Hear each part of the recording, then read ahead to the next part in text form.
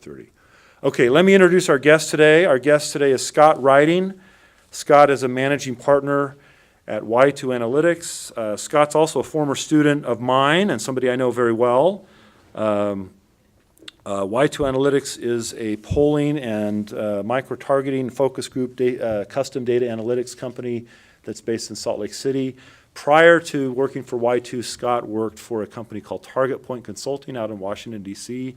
He's an expert on campaigns and elections and election targeting, but that's branched into a lot of market research and other things, and he's good with data, and he has lots of good advice. And he's here with two of his kids, so hopefully they'll be good. And apparently my phone thought I said Siri, and now it really is going to think it. But his kids are good, and they'll be in the back paying rapt attention to their videos as their dad lectures. And so without further ado, let me introduce Scott Riding.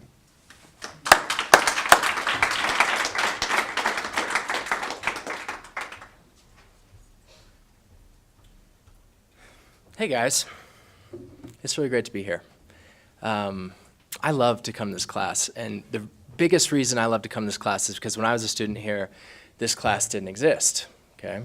One of the hardest things for a lot of students as they're exiting their college education is to try and figure out how do the things that I learned in my classes, which are presented to me wrapped in the idea of a liberal education, which is important and essential, liberal arts education, they're wrapped in that envelope with a focus on character development and intellectual stimulation. How does that translate into a world where, in reality, I have to make money to make a mortgage and to have food on my table, right? And that's a transition I've thought a lot about. That's a transition that means a lot to me. And it means a lot to me in particular in connection to this class because when I was a student, like I mentioned, this class didn't exist, and I had some very direct help. Especially from Professor Monson, but from others, as I was trying to figure out how do the things that I learned here translate into gainful employment. So for example, when I was graduating, I graduated in political science in 2009, and at the time, the job offer that was in front of me as a senior was a research assistant position. I'd been a research assistant to Professor Monson and some other professors. I'd done some research for them, and there was a professor out at Vanderbilt who thought that combined with my mission experience in Venezuela qualified me to do some research in Latin America. Some of you are perking up and saying, wow, that sounds really great. It sounded terrible to me, honestly. It sounded awful. I was not going to enjoy that job, but it was the one that was in front of me, and I was married, and we'd had some health scares at the time, and so I needed money, I needed a job, and that was what was in front of me. And one day, Quinn came up to me, and he said, Scotty, don't take that job. You're not going to be happy in that job. It's not the direction that you're trying to go. Let me help you. And so he sent out a very kind email to, I don't remember exactly, something like 12 or 15 different groups in the Republican Party. Now, at Republican operative, that was something I was very interested in. And off that email alone, I received 5 interview requests, one of which came moments after the email got sent out.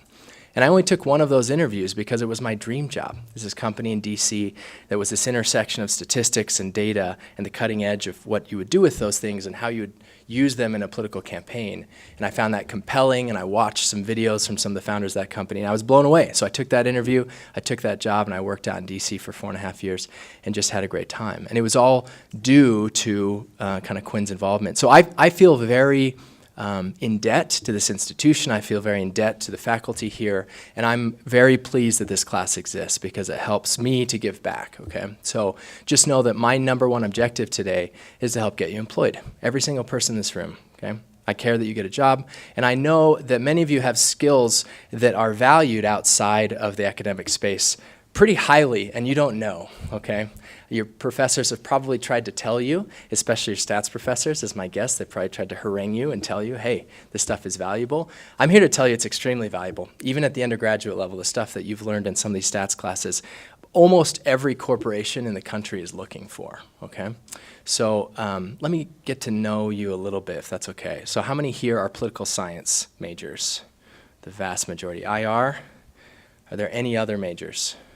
Do you mind telling us? Economics. Economics, okay, that's also great. What about, how many are seniors? Okay, juniors? Smart to be here. And then underclassmen, lowerclassmen than that? Wow, you guys are really prepping. That's smart. Okay, that's really good. How many have taken, from the political science group, how many have taken political science? 200? The numbers haven't changed, right?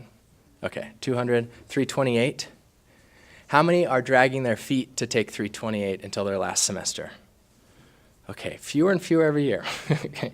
So soapbox number 1, I'm here to help get you employed. And I talk a little bit about what that means. Soapbox number 2 is that the easiest way for me to get you employed is if you take 328 and you do well in that class, by far, okay?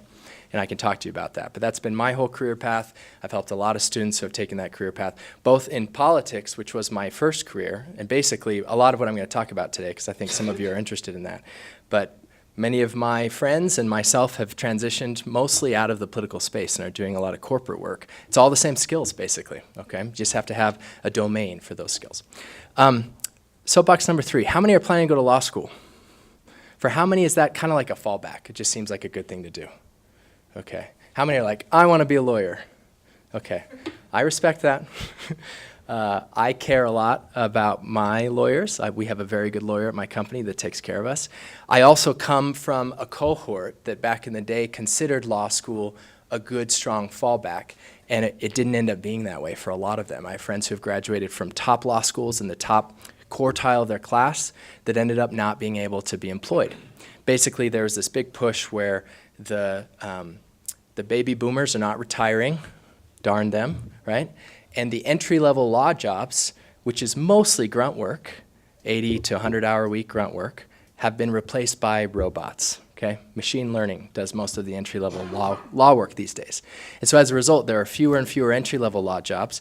The senior partners are staying longer, and turnover has been very small. And the law schools have been hiding it, and I'll show it to you. But basically, the figures that they use for their placement rates are fabricated, okay?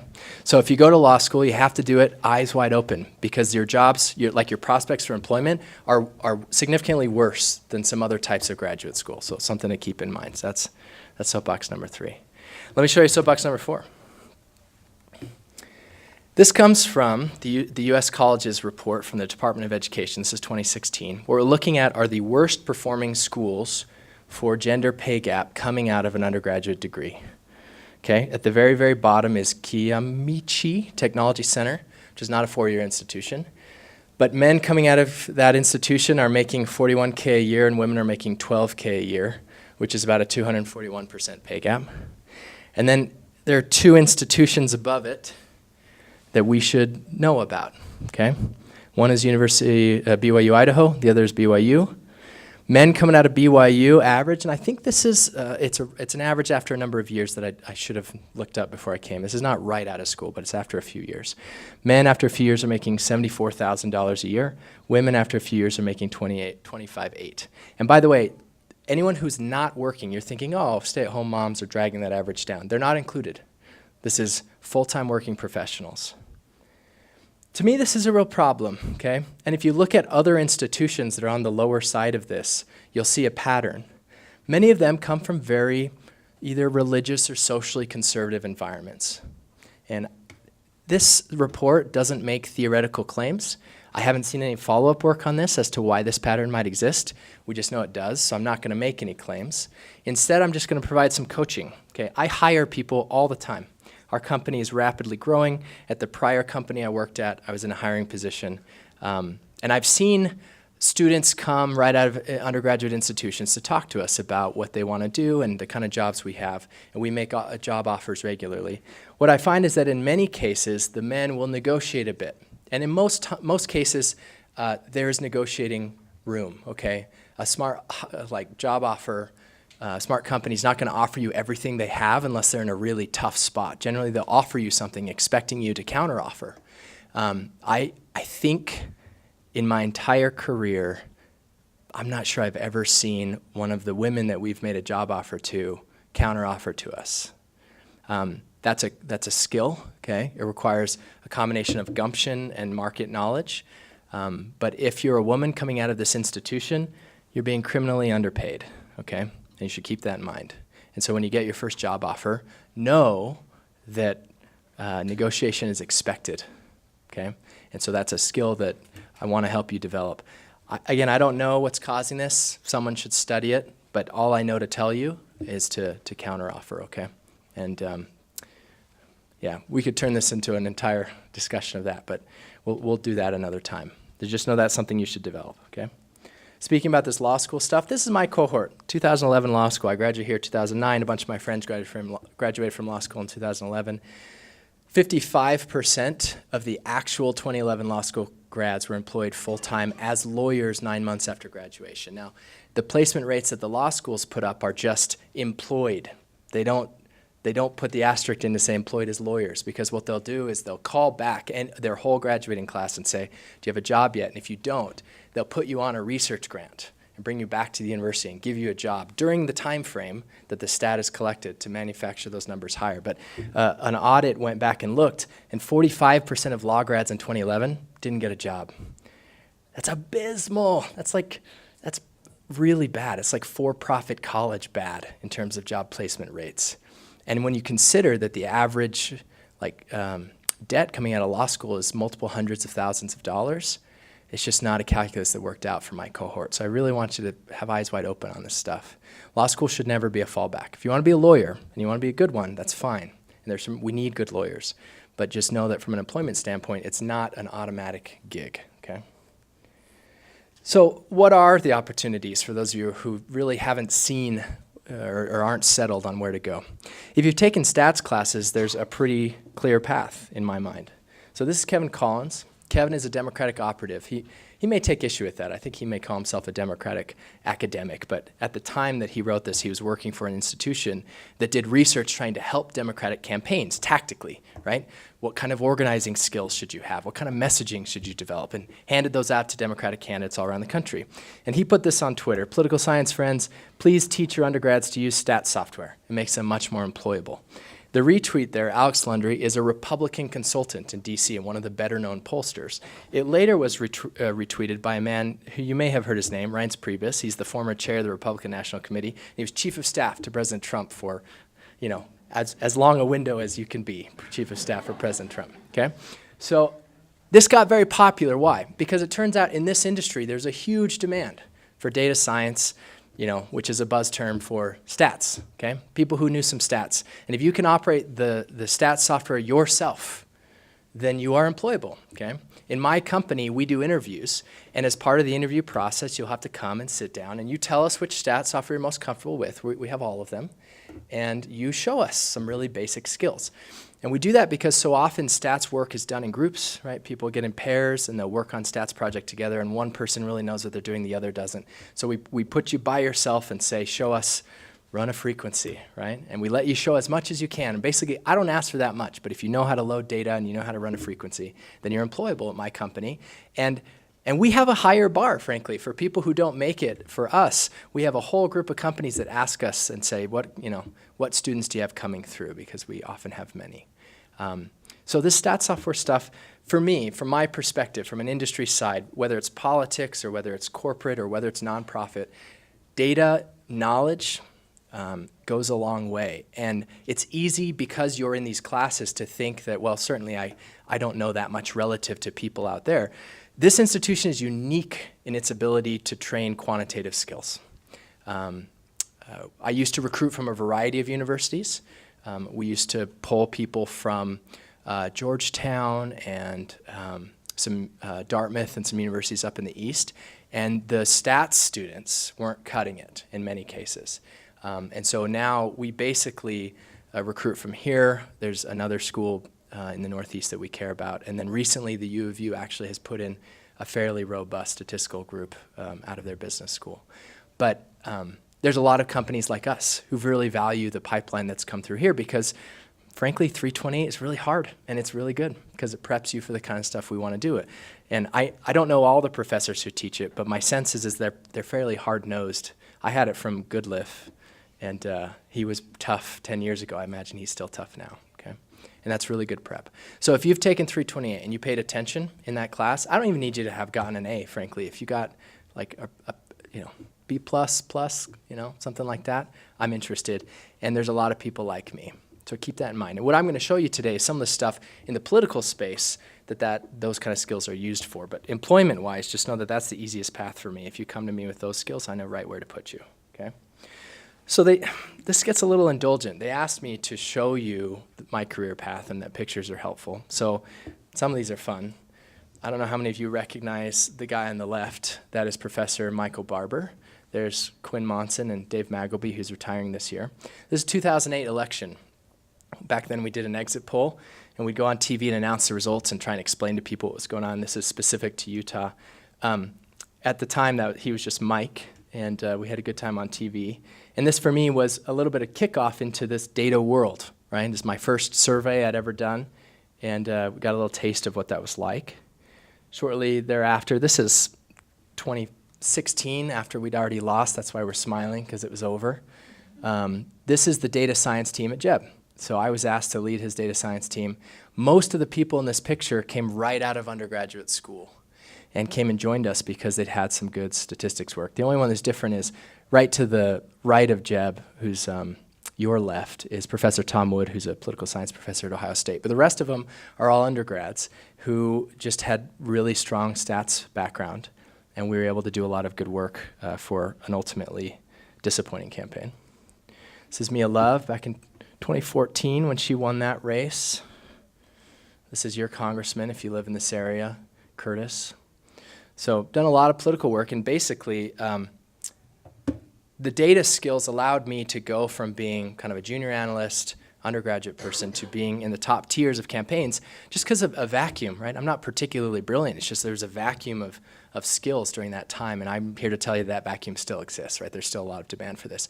And this is all very Republican because that was my background, but there are similar people just like me on the Democratic side, friends who come from this institution. A good friend of mine was at the DCCC for a long time and now works for a consulting firm in DC.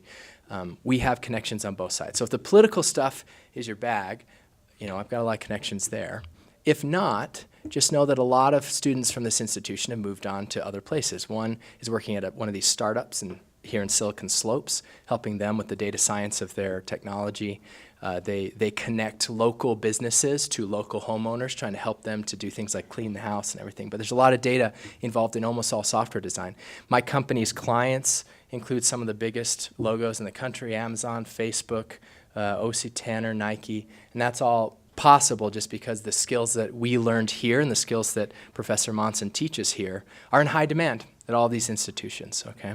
So just know that the flexibility of these skills, I know the context you've been under in which you've learned them is almost certainly been very political science-y, because that's kind of the easy data sets, the public data sets, the things that make it easy to teach. But the skills themselves are context-less, right?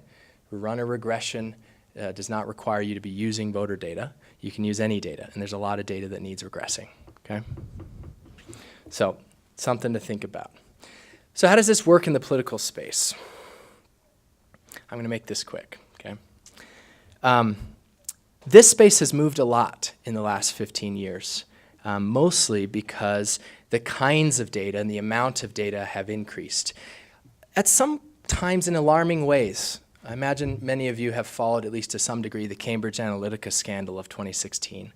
The CEO of that company at the time, Alexander Nix, approached the Jeb Bush campaign. So he connected to us. He approached all the campaigns. He was currently at that time working for Ted Cruz's campaign. And so the dynamics of a presidential campaign are that if a vendor is already working for your opponent, you don't trust them, okay? So they pitched us, but mostly you're just trying to soak information out of them about what they were doing.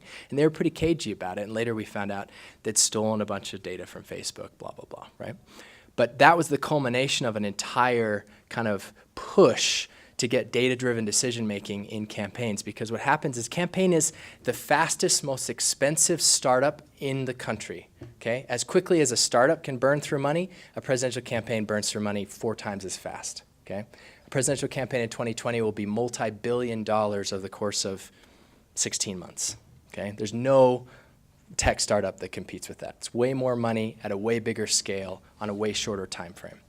And so as a result, data-driven decision-making is really important, and it's been growing ever since 2004. The very first data science, so polling has been going on for a long time, but data science in the sense of taking huge data sets, making predictions about voters and having that drive decision-making, which I'll show you, started with George W. Bush's re-election. Okay? The Republican Party developed this technology in DC, started rolling it out.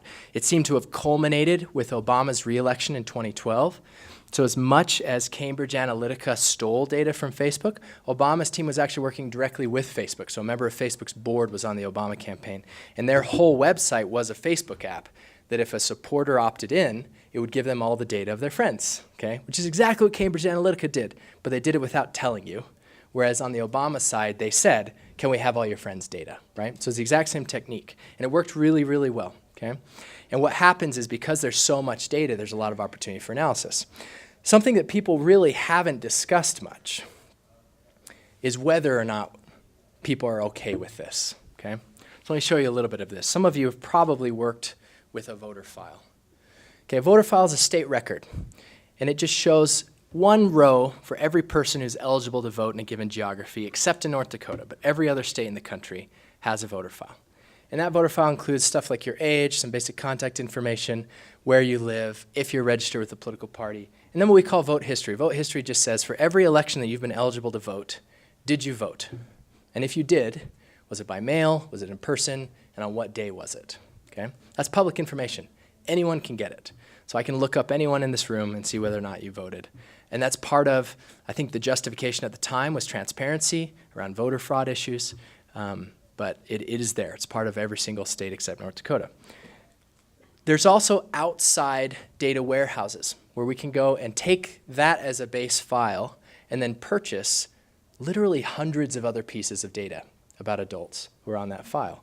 So some examples, things like some life stage stuff, household composition, educational attainment, marital status, occupation, just stuff about kind of daily concerns, what electronics they use, are they iOS person or an Android person, what grocery store they shop at, some consumer things about wine and coffee, which turned out to be kind of interesting in Utah, as you might imagine, clothing stores they shop at, etc. And then just some hobby stuff. Are they into music, video games, history, photography, etc. And the question is, like, where do all these data points come from? Well, it's a combination of your relationship to different organizations, mostly companies. It's loyalty cards, it's credit cards, it's web browsing history, and there are entire companies that make a business of hoarding it into big warehouses. So some you've heard of, Equifax, for example. Equifax has made a business out of financial information and creating FICO scores, which probably are pretty important to you. But they have a side business of collecting this consumer interest data. Experience, the same. Another one is probably the biggest, called Axiom out of Little Rock. And all they do is they buy lists. So I'll give you an example. In the last couple of years, I've gotten into motorcycling, bought a motorcycle, and now suddenly I get constantly advertised about motorcycling because the number of people that own and are interested in this sport is so small that everyone sells those lists to each other to maximize their marketing efficiency. And so if I go look myself up on Axiom's list, on the motorcycle column, there's a little flag that says, this guy's a motorcycle guy, okay? So you might wonder, how is any of this relevant? Who cares if I'm into knitting or if I'm into motorcycling or if I'm into baking? What does that have to do with my politics? Well, it turns out that when you're trying to predict the intricacies of an intra-party fight, and I'm trying to look at someone who might be a what we call like a Chamber of Commerce Republican versus a Trump Republican versus like a social conservative, things like whether or not you've been to a casino in the last 3 years, or whether or not you have a propensity to be interested in wine in certain contexts can be very predictive, okay? Most of it's noise, I'm gonna be honest with you. And the other piece is that people are very complex. But in a lot of situations, it gives us some nuance that allows us to target advertising more efficiently. So let me bring up the issue that you should be thinking about. Why don't we know about this, right? Now, we've started to learn more. I think the Cambridge Analytica scandal has opened people's eyes. But the United States right now is an opt-out society, meaning in our legal structure, companies are allowed to collect this data on you until you tell them not to, okay? And so these data warehouses all have a process by which you can file your name and say, look, I do not want to be in your database. And what they do is they flag you and they don't sell your record anymore and they don't transmit anymore. And they honor that agreement. But it's something you have to go seek out yourself. There are other societies that are not that way. Okay? There are other societies in which it's an opt-in society. Europe in particular just passed some very stringent laws in the past couple of years. But they were always more strict. For example, in France, for a long time, there's been a law that you cannot connect political data to consumer data. You're just not allowed, like literally doing that inner join is against the law, okay? It's not the case here. So just know that there are, this kind of approach and the ethics around this have been approached differently around the world. And I think we're slowly moving in the United States towards the direction of thinking consciously about it and putting a legal framework in to protect people. But it's a huge industry. It's billions and billions of dollars moving around on the back of these data. And the rise of Silicon Valley, I'm talking about kind of the consumer behavior stuff, but the rise of Silicon Valley, half of Silicon Valley, and this is not a real statistic, I'm just saying my experience, these startups seem to value the data they collect about you more than actually asking you to pay. I mean, Facebook and Instagram and others, you're much more valuable to them as an advertising target rather than as a subscriber, right? And so that's the transaction that they've made. So I think that this is likely to continue from the discussion on this is likely to continue. I suspect that because of the Cambridge Analytica scandal, if the Democratic Party gets full kind of policy control, they'll probably take it pretty seriously because there's a partisan bent to it now, right? Of kind of a President Trump scandal versus the other opportunity. So keep your eyes open for that. And think hard about it. I'm not here to solve it, frankly. What I'm here to do is get you employed, okay? And so there are lots of organizations that use this kind of data to do interesting things. So let me show you. Traditional voter targeting. Every campaign does targeting. When I say campaign, I mean a lot of things. You can talk about candidates going against each other. We can talk about issue campaigns, trying to persuade people on a given issue. Or we can talk about nonprofit advertising campaigns, trying to get awareness up, right? All campaigns do targeting because finite resources, right? We never have as much money as we want. We never have as much time as we want. And so we have to decide who hears from us, who doesn't hear from us. That's what targeting is about. And targeting is predicting who's likely to move, who's likely to care, basically, okay?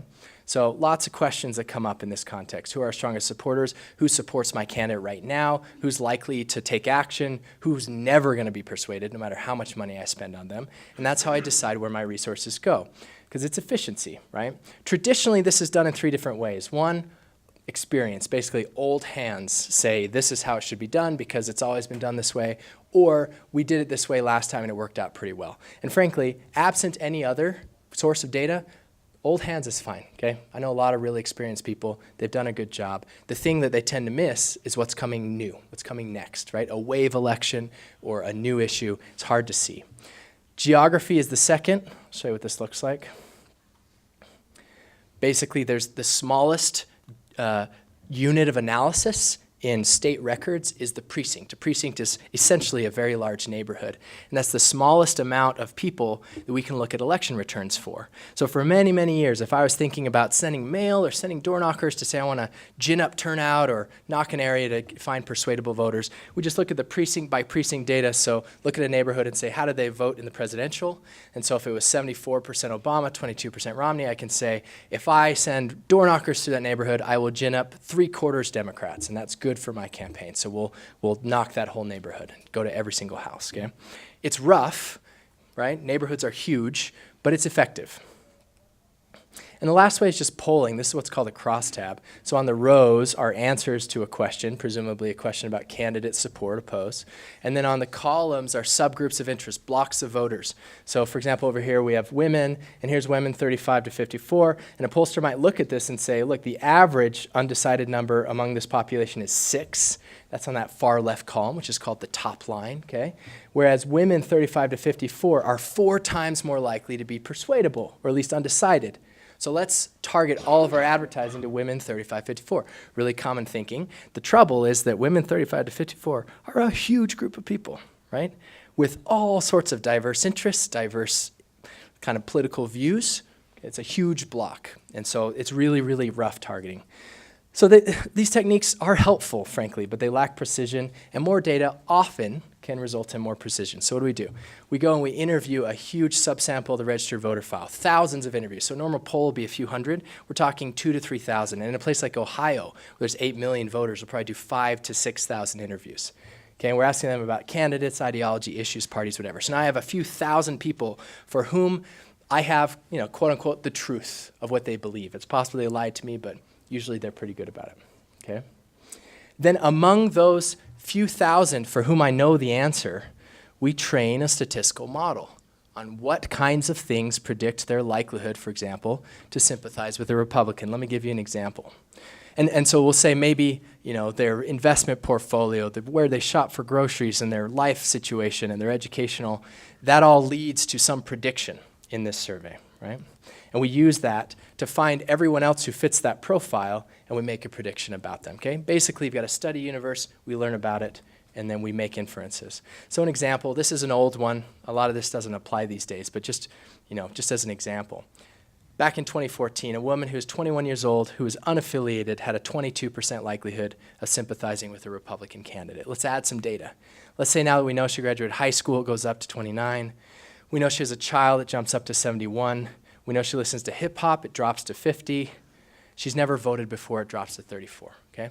This kind of DNA is kind of tells us a bigger picture, and these things tend to be predictive of political sympathy. The most important thing for you to learn from this is that no one of these, data points is determinative, okay? Every single additional piece of information helps us learn about this person. And the reason I bring that up is because I've learned in this industry that people are complex, okay? So if someone's presenting to you a set of data that has kind of a very broad swath of people, just be skeptical. I've just learned that humans are very interesting and very complex, and the more we know about them, the more nuances are shown. For example, if we swap out a few of these data points, now she's a college graduate, has an investment portfolio, and she definitely voted in the prior two elections. It jumps up to 78% chance of voting for Republican. So, people are complex, and we can do this kind of math across a variety of things that are interesting to a campaign. Likelihood of being persuaded, likelihood of voting in a primary, probability of influencing their friends and family.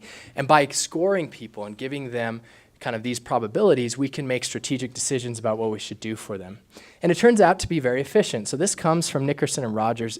If you take the campaigns and elections class, you'll see this in detail.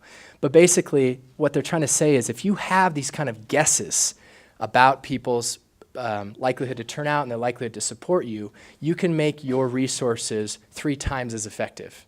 Because for that group of people for whom your advertising is likely to be influential, you can hit them over and over and over and ignore entire swaths of people for which your advertising is useless, okay? That you're just wasting your money. Here's a good example, and maybe I'll finish on this and we'll do questions. Likelihood to vote. Historically, pollsters have asked people on the phone, hey, how likely are you to vote in the upcoming election? And people respond, definitely going to vote, probably going to vote, maybe 50-50 chance, I'm not going to vote, or they don't answer. That turns out to be not very predictive for a number of reasons. The intuitive one is that voting is a social norm, right? People feel like they should vote. And so when asked, are you going to, they say, yes, that's my duty, I will vote. But voting is harder than that for most people, and so it doesn't always work out. But it's more complex than that. Of the people that said they were definitely or probably going to vote, this is from 2008 presidential general election data, huge study from the Obama campaign. 15% of them flaked out. Okay, that's expected. But most of the people who said they were going to vote did vote. The surprising thing, of those who said, I'm definitely not going to vote, 64% of them did, right? And so basically what we've learned from this is that people predict badly. I mean, the fact that they took a political survey over the phone is pretty good indication to you that there's a chance that they'll vote, right? Even if they don't know they will. So I've stopped saying that people over-report voting, which is a euphemism for lie to us. Basically, I just believe that people aren't very good at predicting this. And so instead, what we've used is, remember that voter file data has the vote history on it? It turns out that someone's history of voting is way more predictive of their likelihood to show up in a future election. So let me give you an example of this. This is for November 2016, so general presidential election. We're trying to figure out, hey, is this guy going to vote?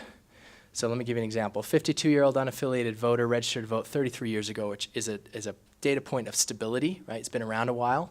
Voted in 4 of 4 of the last 4 federal generals, never voted in a primary. Voted in 3 of 4 of the last municipal generals, never voted in a municipal primary, excuse me. And he receives a vote by mail ballot because he's living in Utah County and they've started to send those out. That man had an 86% probability of voting in the November 2016 election. If you've taken 328, this is just a logit model, okay? That's all it is. It's really easy to specify. It's really easy to score. It's incredibly predictive of people's likelihood to vote. And people pay my company thousands of dollars to do this for them, okay? And so just know that the skills you learn in that class, directly applicable. People pay for this because it turns out not very many people know how to build a logit model, okay? So instead we use that, and it turns out that that's much more predictive, and we derive our polling sampling from those kind of predictions. We still ask people their likelihood to vote, but it doesn't influence whether or not we think they're likely to vote. It's just helpful to report to a campaign, okay? And that kind of approach to most political data is common. I know that this class ends in about 10 minutes. So I've got other stuff, and I'm happy to do other stuff, but last time I think I failed to leave room for questions. So let's do that for a second. Does anyone at this point want to ask questions? That's fine. Yeah, go ahead. Do you have to come up? Okay. Just make that less distracting.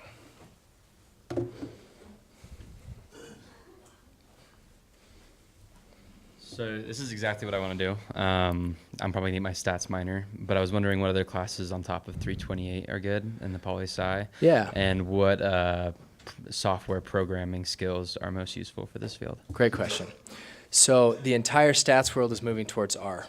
Okay. And it's for 2 reasons. It doesn't cost anything, and all of the newest, like the statisticians are in R. So when they develop new algorithms, they develop new estimators, which they do all the time. It goes to R first, and then years later it propagates to either SPSS data or to a smaller extent Python. Now those stats programs still have benefit, and basically the way I see it is if you know Stata really well, I can teach you R, but it's a pretty high learning curve, and if you've learned R on your own, honestly I'll just pay you more money because there's less, I don't have to kind of train you for that period of time, right? So R is more important than Stata. I think that every single company is moving towards R. I don't see anyone moving towards Stata. In fact, Stata seems to be now, like the economists are holding on really hard, and poli-sci to a lesser extent, and I'm sympathetic to, a professor class that is tired of learning new software. I'm sympathetic, but for someone who's new to this world, R is the piece that will get the hiring manager's eyes to go, yeah, okay, this is our guy. My whole company switched to R 4 years ago, and we're not going back. Okay. We keep one SPSS license around just in case, but we never use it. All right. And then what are the classes other than 328? Yeah, so 328 is the intro. There used to be, can you help me with the class numbers on this? There used to be this class in the public policy, which was the next step, and at the time I think it was 604, 605. I think now it might be 40 something, but basically it's advanced statistics. So if you look at the classes that Goodliff offers, basically, go look at Jay Goodliff's class offerings in every single semester, and look for an upper level stats class that what they do is they just teach an additional set of techniques. There's some stuff called like regression discontinuity and then some time series stuff. That one reinforces what you learned in 328 and then takes it on and shows you some data sets where the stuff you learn in 328 doesn't apply, which just knowing that is really important, okay? So if I see that on a resume, that's a huge sign that this is someone that we want. In addition, we value plain programming skills. So if you do a minor in computer science, this institution I think is 4 or 5 classes. So in my case, my wife, we got married and she had an extra year and I was kind of done, but what am I going to do?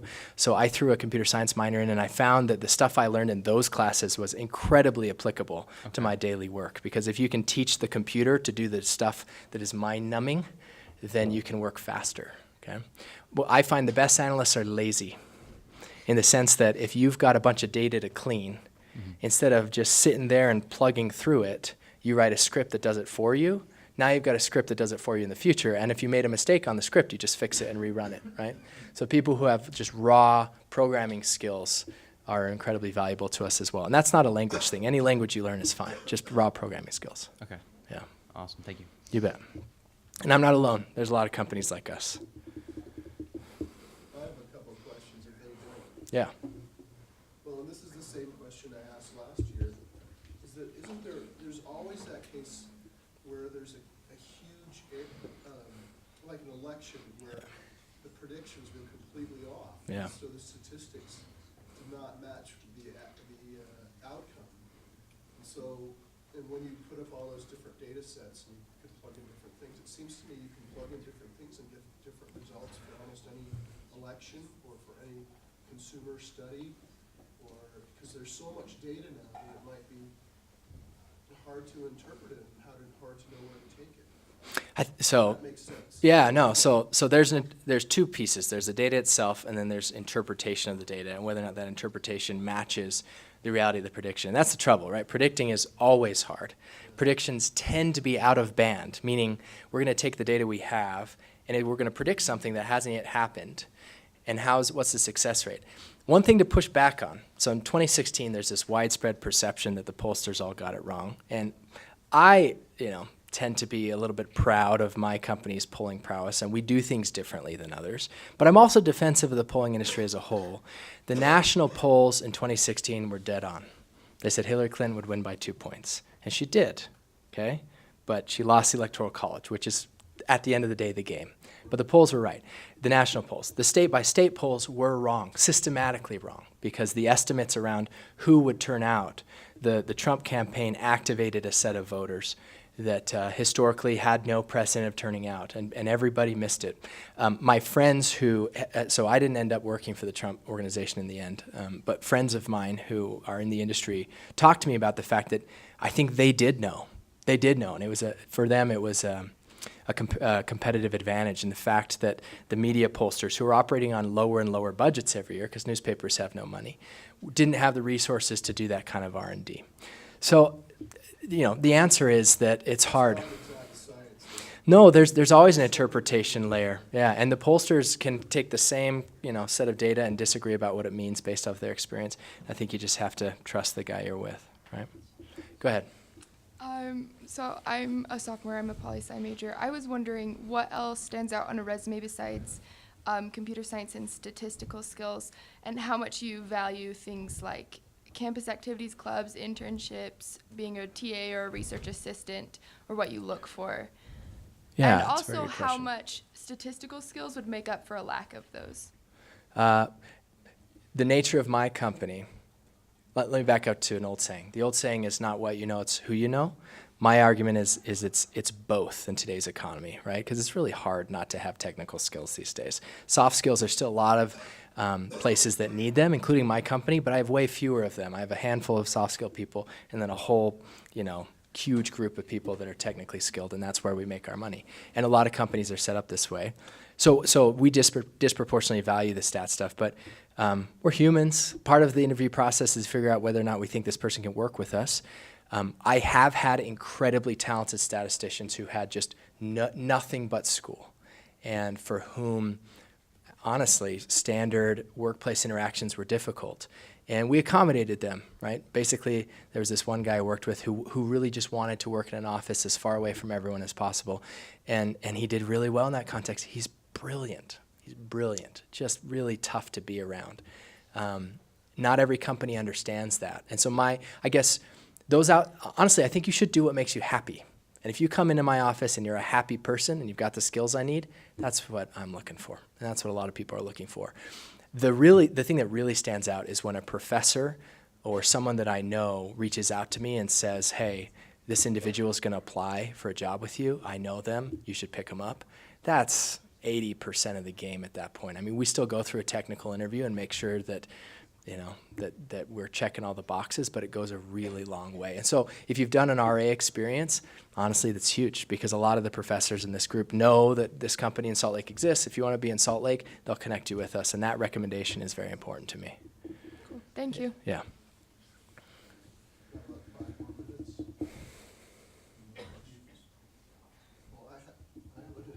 That's fine. Go ahead. So, do you really need like an MBA or a JD? I mean, it seems like you can have a career just coming out of undergraduate school with basic statistical knowledge, and then just add to that knowledge in your professional life, just build on it. Are MBAs relevant for the analytical world? Or Yeah. do you need an advanced degree, like a master's? So I've gone that way. I did the graduate work here, and the rest of it's been School of Hard Knocks or whatever.